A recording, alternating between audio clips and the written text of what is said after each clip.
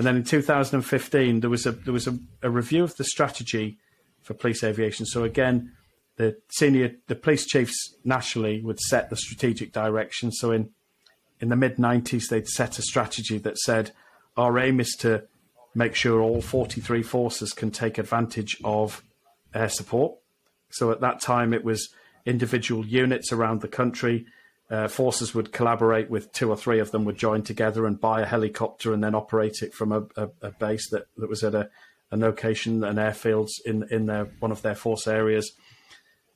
What they realised was that there was an opportunity there to spread air support out across the whole country. So by 2008, that was pretty much the case. There were all bar about 3 forces had access to air support, but we were still very much a disparate group of units. So we had a national standards in terms of our air operations manual. The Civil Aviation Authority, as the regulator, had mandated that if you want to operate a police helicopter in the UK, you must have a professional pilot. So we don't have the route from patrol officer to pilot that you have in the States. If you want to be a pilot on the police helicopter, you have to go and be a pilot, get your 1,000, 1,500 hours of experience, and then apply to be a pilot, and we pay them commercial pilots' salary. If you want to be a TFO, you have to be a cop or a police officer and then come through that recruitment route. And they realised by sort of 2008 that we were still, these 30-odd units were not getting the best value. So we were still, when we'd go and buy a helicopter, we weren't learning from the experiences of our neighbours who had bought a helicopter last year. So every force was going as a brand new customer, paying for all the STCs to be done. And I think there was a lot of potential to have standardised the mission kit, standardised the type of helicopter, standardised training, make sure that we were, if you called for air support in the north of England, you got the same service as you would get in the south of England. It shouldn't matter. And basically make sure that we were taking the best advantage of technological advancements and so on. So by 2008, they revised the strategy, and their recommendations were that there was some efficiencies to be gained by nationalising the service.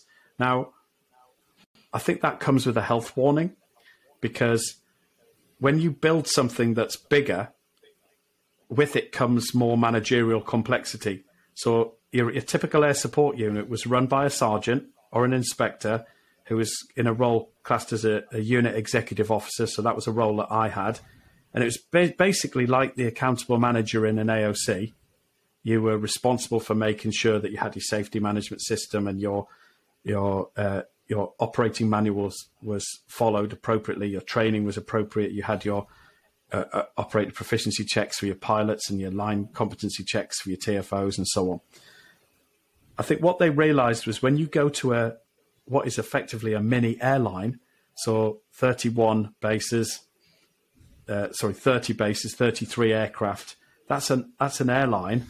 You need a full AOC structure. So you need a head of safety, a head of compliance, a head of ground ops, a head of flight ops, and a whole host of other complexities that come in.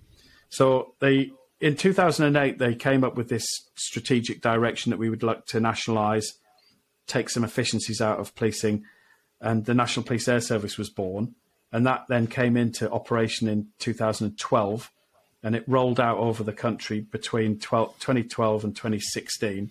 London they left us alone, predominantly because we had the Olympics in the UK in London in 2012, and we had been gearing up everything since 2007 to deliver a bigger helicopter. We did all the special mission stuff with the London equivalent of SWAT teams, so our counter-terrorism firearms officers. So we taught them, we went fast roping with them. We looked at sniping from the aircraft and a whole range of other sort of specialist tactics that were just not everyday policing in the UK. We'd worked up to get to that, and they allowed us to get through the Olympics, and we were pretty much one of the last units to join the National Service in 2015. And it's fair to say that it hasn't been without its problems. What it has achieved is borderless tasking. So if you need a helicopter, it doesn't matter where you are, what force area you're in, a helicopter can come. And it shouldn't matter that it comes from a different force. In the days prior to NPAS, there was a situation where we could be based in Essex at Lippets Hill. There might be a suspect armed with a weapon just literally down the road, and they would send a helicopter 10 miles from the Essex base rather than send us from the Met base. And that was inefficient, and it wasn't great. And it wasn't the fault of the crews, it was just the command and control processes that were in place. So that's where we are today. We've got significantly lower number of helicopters. They operate 19 helicopters from 15 bases. Availability, the helicopters are aging. So we're getting some unreliability issues, and we're getting some increase of AOG related stuff. And we see that typically with, heavy use aircraft. I mean, we're flying 1,000 hours a year per airframe. So even the 145s in London are now right up there at the top of the list on the Airbus list of the highest hours 145s in the world.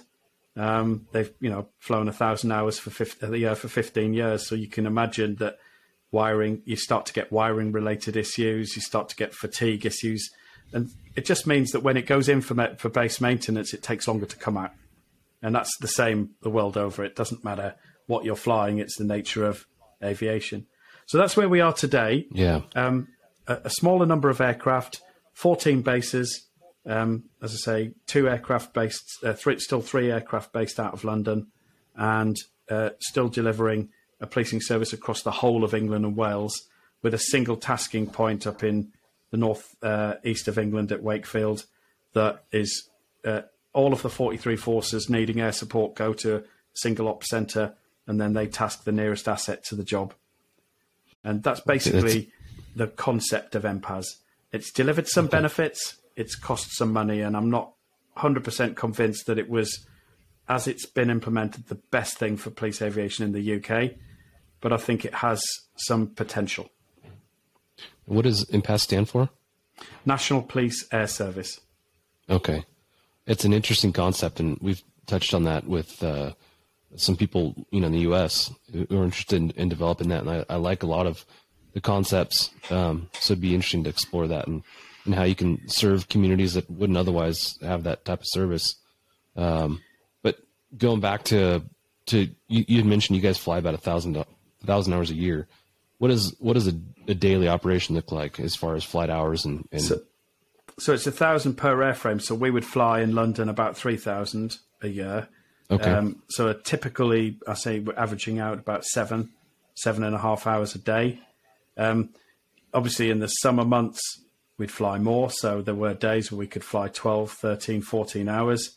And then the next day, 12 hours, and the next day, 8 hours. And you've got to, one part of my job was to manage the rate of flying. I didn't want to not attend the jobs, but at the end of the day, my budget is only for 3,000 hours a year. If we fly them all in the first 6 months of the year, we've got nothing left for the rest of the year.